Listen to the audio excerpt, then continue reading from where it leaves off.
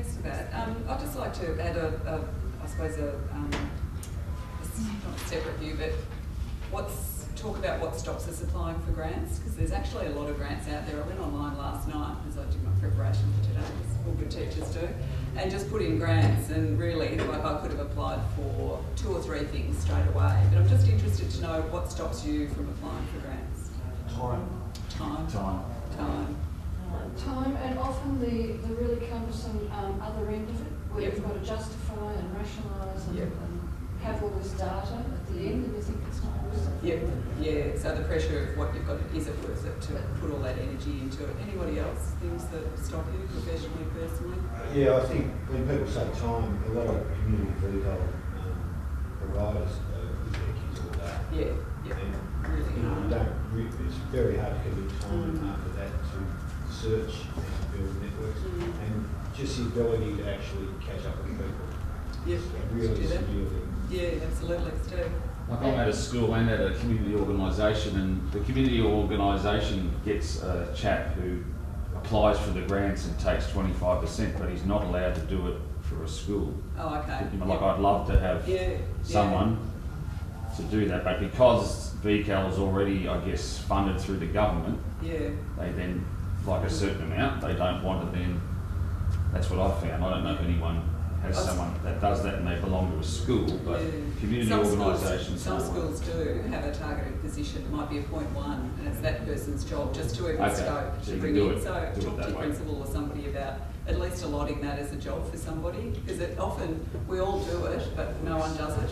So if you can allot one person, because I've come up through the youth work community sector and education, and I sort of like doing grants now, which I never ever thought I would do. Because I've done a few, I've got a bit of a confidence. So in a work area, I'm the one who says, look, I'm actually happy to at least have that as my title. So I think that's really important in an organisation, to at least target that, because otherwise it just doesn't get done. And the other main thing that I've found is why people don't apply for grants is confidence. That you look at it and you do get to that bottom, that 5th question which drives us all crazy, sustainability. How will you sustain this program? And we all go, well, I won't, because I won't have the money, and then we often give up. Has anyone ever done that? Yep, all the time. I've done that myself. I think another thing sort of related is staffing. Like, if you've got something that's going to rely on a key person, say a youth worker or a particular teacher, and you know that in your team that person is overloaded or hasn't got the skills or the creativity to see the vision of what you're talking about. And you have to miss the opportunity. That's a sad thing. It's nothing to do with the grants. No, but it's more, and I think it's more the makeup of how we work is what stops us getting some of those really successful grants in, because there are a range out there. I've written down a few things that I think are tips for me that have worked, and I've recently been on a submission for a successful grant for $19.5 million, and I've been on successful applications for $500. So I feel like I've had that was at Trade Training Centre, huge big submission. But the actual process was similar to what we've applied for $1,000 or $2,000. That's part of the thing about the time. You think, for all this effort, $1,000, I'll just get it from some miscellaneous budget.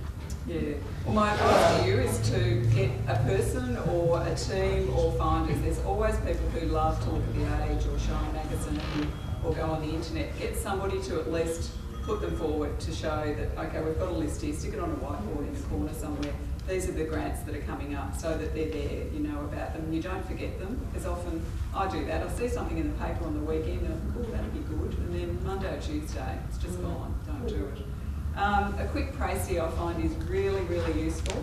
As has been mentioned on the panel here, one of the things that tells me straight away whether I can apply is I look at the previous recipients, and I know straight away that I'm not in the running. So if you look at most of the websites will have a list of people who, like I sent one off to some schools the other day, community Commonwealth Bank grants, $10,000, really nice little grants. But what I hadn't looked at is that you had to be a particular something for the ATO, so I sent a school off to Park. If I looked at that, if I looked at the previous recipients and I'd seen that there were no schools, that should have alerted me that that's not for me. So a quick précis just to know whether it's actually real or not.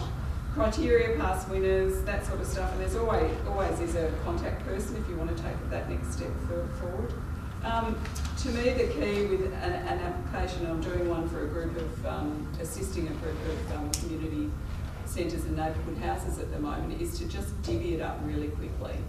I've said that I'm happy to do a particular session, get rid of the admin part. There's always someone in your organisation who can punch the numbers. That's never me, but somebody else is good at that. So divvying it up is really useful, and my biggest tip to you is just write what you want.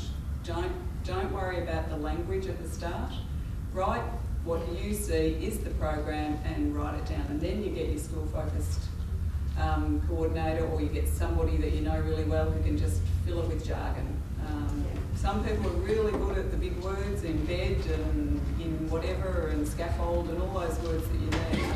That's not part of my language particularly. What I get people to do is just write down what the program is, what do you want to achieve, what do you want to do, and I find that really demystifies the whole process for them, rather than, well, I've got to put these big words in, or we just want to have a shot. So that's worked for me in some of my groups really well. If in doubt, probably not government line, but I'd put it in. I actually got a trip to Japan in my first year as a youth worker because somebody put my name in and I was the only person that fitted that criteria. So I had a free trip to Japan my first year of youth work, which to me said, have a go. Sometimes we think, oh, we're too small, we're not competitive enough, we won't have a shot at this, but I think if you have a go, there is no harm in having a go. All you'll do is get a refusal letter, but sometimes I've done that and been quite surprised to get $20,000 or $30,000 that I just didn't think that. But maybe other people all thought we won't have a go either. So I suppose my one message to you today is just have a shot at it. Don't think it's hard, because it shouldn't be. The two areas that I think sometimes the evaluation and the sustainability always get me in an application is sustainability can be, and the way I've often, if I know that the money is the thing that keeps the program going, what you talk about is that what we've learnt from this project with the money, what we'll learn, attitudes, skills, knowledge. That's just sustainability. It doesn't have to be that the program will go on, but we'll take the learnings from that program. That's actually a good thing to put in when they ask how will you sustain this program, because often you can't. You've got the money, you can't order more equipment, you can't do anything, but what you can say is this program will allow us to sort of review the way we operate or develop new resources. So that's a good way around it. The evaluation stuff sometimes is a little bit tricky, but what I often do is, if you're in a school, you've got fantastic school data, so it's going to change. If you're in a community VCAL, you can use some of that school data, but just, there's things like principles of learning and teaching, surveys, there's lots of quick tools that you can use to add in to how you evaluate your program.